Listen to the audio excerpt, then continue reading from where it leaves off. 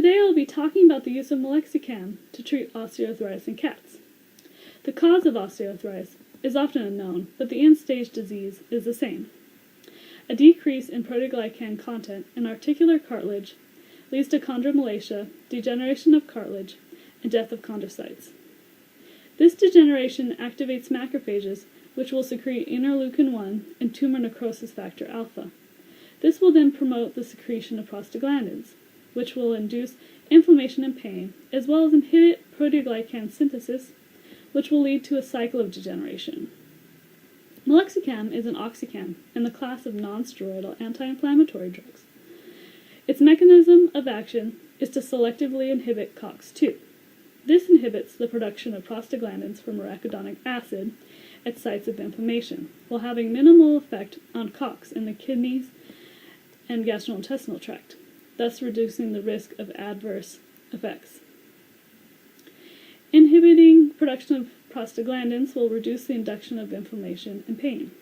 There are many decent studies showing the efficacy of long-term treatment of osteoarthritis in cats with Meloxicam. I will go over two of them briefly.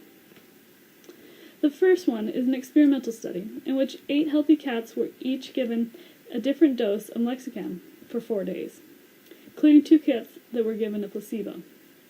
Then synovitis was experimentally induced into one of their stifle joints. The efficacy of Meloxicam's analgesic properties were assessed objectively and subjectively. Here's an illustration of one of the objective measures, contact pressure.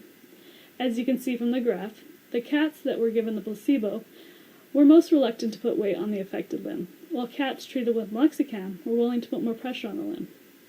The strength of this study was that it was an experimental study, so the researchers had more control, which meant less possibility for confounding variables, and they used objective measures. The biggest weakness of this study was that there was a risk of bias because 2 of the authors were employees of Boehringer Ingelheim, the manufacturer of Meloxicam. The study was also funded by them, as is most of the available published literature on Meloxicam. The second study is a prospective clinical trial in which there were 2 groups of cats with osteoarthritis.